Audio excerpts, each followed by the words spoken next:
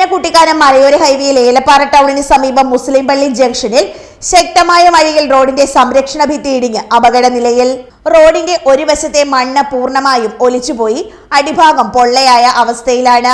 വലിയ ഭാരവാഹനങ്ങൾ ഉൾപ്പെടെ കടന്നുപോകുന്ന ഈ ഭാഗത്ത് റോഡ് തകർന്ന് ഏത് നിമിഷവും വലിയ അപകടം സംഭവിക്കാമെന്ന ആശങ്കയിലാണ് പ്രദേശവാസികൾ. കഴിഞ്ഞ ദിവസങ്ങളിലുണ്ടായ കനത്ത മഴയെ തുടർന്നാണ് ഇവിടെ വലിയ രീതിയിൽ മണ്ണിടിച്ചിലുണ്ടായത്.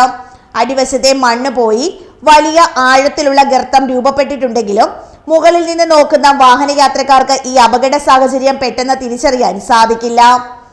റോഡിന്റെ വശങ്ങൾ ചേർത്ത് വാഹനങ്ങൾ നിർത്തിയാൽ പോലും വാഹനം ഉൾപ്പെടെ താഴേക്ക് പതിക്കാൻ സാധ്യതയേറെയാണ്.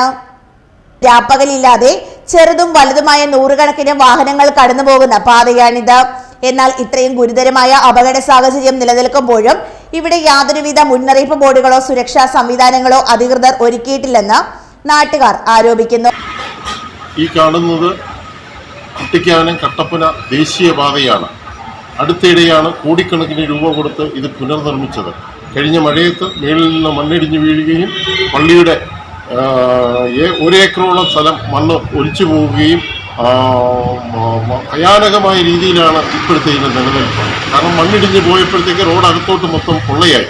ഭാരവണ്ടികൾ വന്നാൽ ഏത് സമയം ഈ റോഡിടിഞ്ഞ് ആറ്റിനകത്തോട്ട് വാഹനം മറിയുകയും ആളപായം ഉണ്ടാവുകയും ചെയ്യും. ഇവിടെ എത്രയും പെട്ടെന്ന് PWD ഇടപെട്ട് ഇവിടെ ഒരു ദിശാ ബോർഡുകൾ, സൂചനാ ബോർഡുകൾ, റോഡ് അപകടമാണെന്ന് പറഞ്ഞ് ഒരു ദിശാ ബോർഡുകൾ, സൂചനാ ബോർഡുകൾ ഇവിടെ സ്ഥാപിച്ചില്ലെങ്കിൽ ഏത് സമയവും വൻ അപകടം ഉണ്ടാകാം. കാരണം റോഡ് മൊത്തം പൊള്ളയാണ്. എത്രയും വേഗം PWDയും സംസ്ഥാന സർക്കാരും ഉണർന്ന് പ്രവർത്തിക്കണമെന്ന് ഏലപ്പാറ ജമാഅത്ത് കമ്മിറ്റി അഭ്യർത്ഥിക്കുന്നു. താൽക്കാലിക സുരക്ഷാ വേലികളും മുന്നറിയിപ്പ് ബോർഡുകളും ഉടൻ സ്ഥാപിക്കണമെന്നും പൊതുമരാമത്ത് വകുപ്പ് ഇടപെട്ട റോഡിന്റെ തകർന്ന ഭാഗത്ത് പുനരുദ്ധാരണ പ്രവർത്തനങ്ങൾ എത്രയും വേഗം ആരംഭിക്കണമെന്നുമാണ് പ്രദേശവാസികളുടെ ശക്തമായ ആവശ്യം.